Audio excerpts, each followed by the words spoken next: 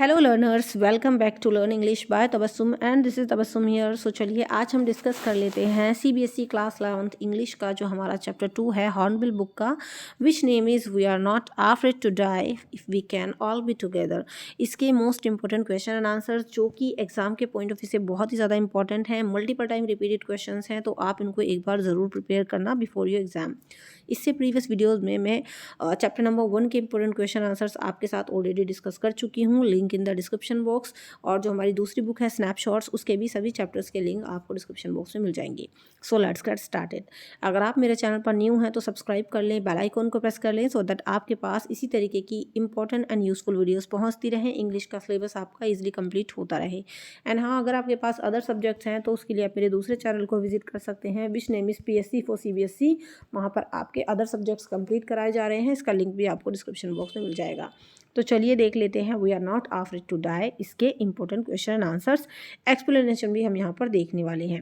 सो और first question is, first of all हम देखेंगे इसके शॉर्ट क्वेश्चन आंसर्स, देन हम इसके लॉन्ग क्वेश्चन आंसर्स भी देखेंगे। सो दैट वीडियो को लास्ट तक देखें।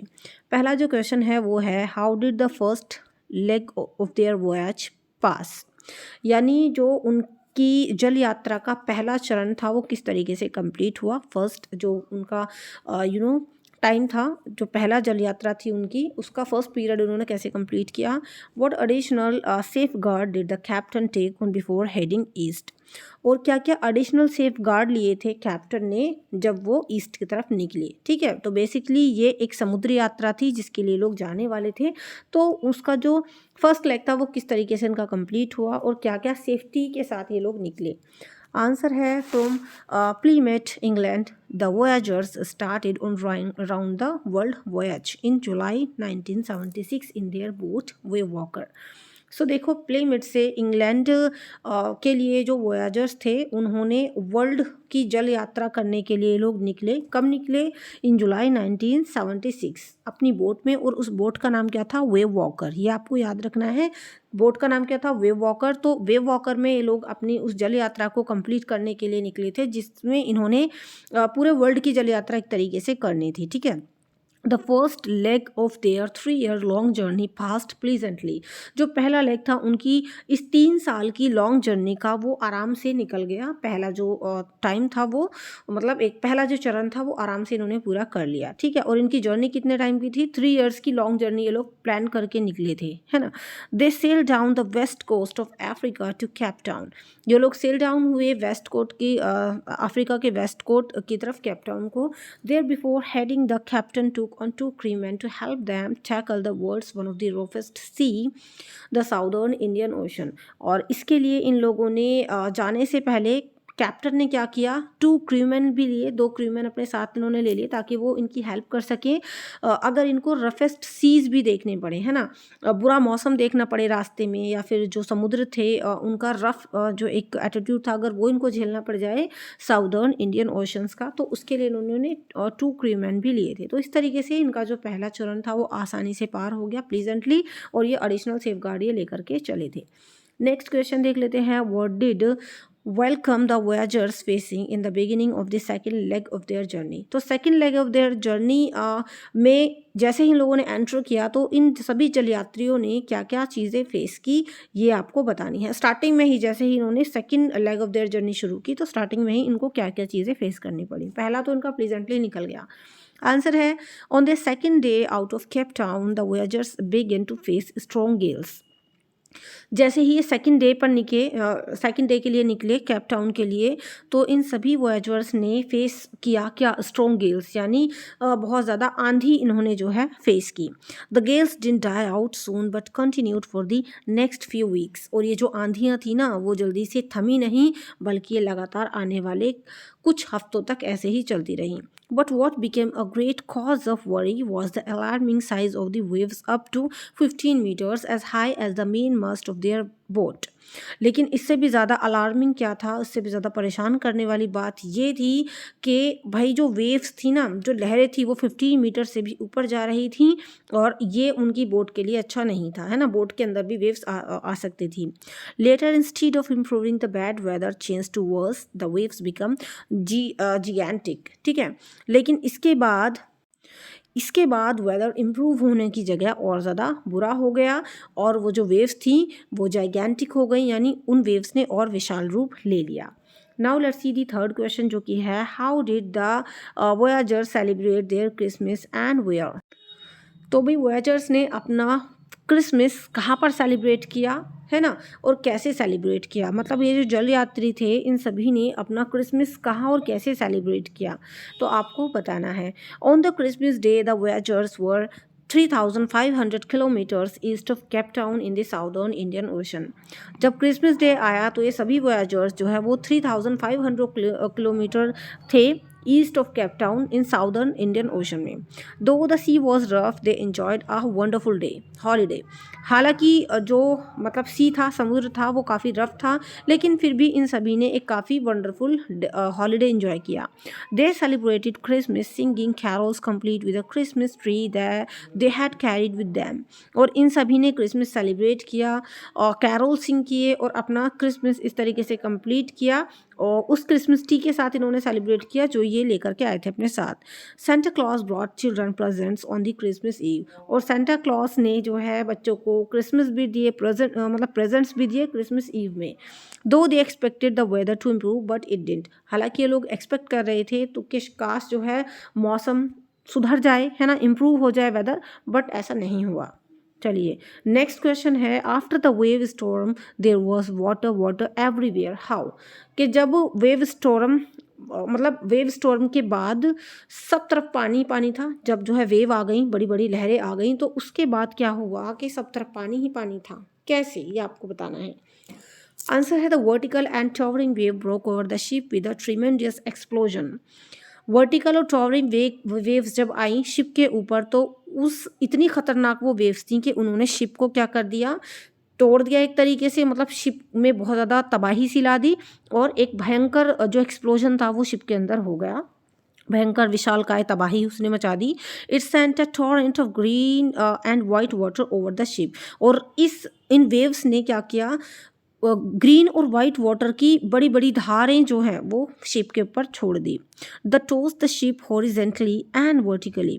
और इन वेव्स ने, इन धारों ने शिप को टोस्ट कर दिया horizontally and vertically.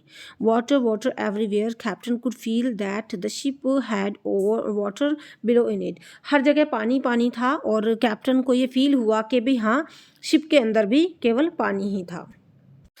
Now let's see the long question and answers. And hi, if you want to take PDF of this video, so for PDF you can also join my Telegram channel, which link in the description box. तो ये PDF आपको वहाँ से मिल जाएगी। First long question देख लेते हैं जो कि है When did the wave storm strike wave walker? How did the captain face it? कि कब जो है जो वेव स्टॉर्म थे, बड़े बड़े जो मतलब वेव्स थी, है ना, तूफानी जो लहरें थी, उन्होंने वेव वॉकर इस बोट पर कब अटैक किया, कैसे आई, और कैप्टन ने इसको कैसे फेस किया। आंसर है It was at 6 p.m. on January 2, 1977 that the gigantic waves died out.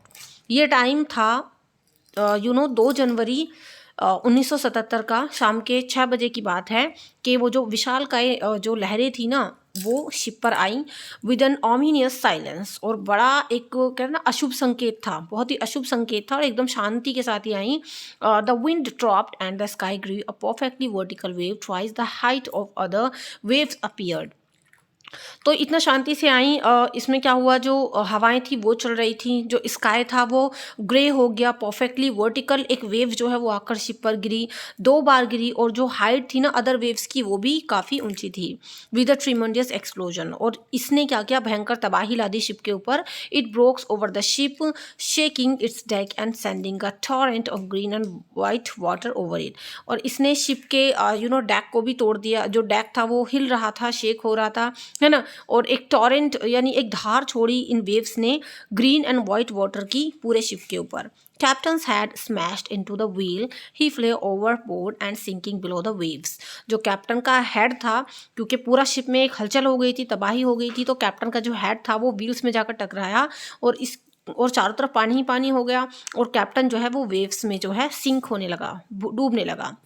Wave Walker was nearly capsizing, और वेव वॉकर भी कैप्साइजिंग हो रही थी। Subsequent waves tossed up the ship and injured the captain badly, है ना। तो ये जो लगातार लहरें आ रही थी और जो मतलब इतना पानी ही पानी था, तो इससे क्या हुआ, टोस्ट अप द शिप, इससे शिप बिल्कुल टोस्ट अप हो गई और कैप्टन भी बैडली इंजर्ड हो गया। There was water and water everywhere on the ship, और शिप पर पूरी जगह हर जगह पानी ही पानी था। Now let's see the second question, जो कि है the captain of the ship got a fresh lease of life fighting the wave storm. Discuss, मतलब जो कैप्टन था उसको एक तरीके से नई जिंदगी मिली, नई रोशनी मिली अपनी जिंदगी को लेकर के, और किससे उसने फाइट किया, वेव स्टॉर्म से। डिस्कस करके बताइए। आंसर है the towering wave storm broke over the ship with a tremendous explosion shaking the deck. जो टावरिंग वेव्स थी, लंबी लंबी ऊंची ऊंची जो वेव्स थी, उसने पूरे शिप को एक तरीके से ब्लॉक कर दिया, एक भयंकर तबाही मचा दी पूरे डेक के ऊपर वहाँ पर, ठीक है। सॉरी, चलिए आगे बढ़ते हैं। Tolerant of green and white water hit the ship and smashed captains head into the wheel. और इसी तरीके से एक मूसलाधार जो है, एक पानी की लहरें आई शिप के ऊपर, ग्रीन एंड वाइट वाटर की, जिसने शिप को हिट कर दिया, स्मैश कर दिया कैप्टन का हेड व्हील में। He was flung overboard sinking below the waves, और वो जो है लगभग डूबने वाला था वेव्स के साथ। He accepted his approaching death, was losing consciousness, feeling quite peaceful. और कैप्टन को ये लग रहा था कि हाँ भाई, मैंने एक्सेप्ट कर लिया है, मैं अब मौत की तरफ बढ़ रहा हूँ। वो अपना बिल्कुल कॉन्शियस खो चुका था और क्वाइट पीसफुल फील कर रहा था। But unexpectedly his head sprang out of the water.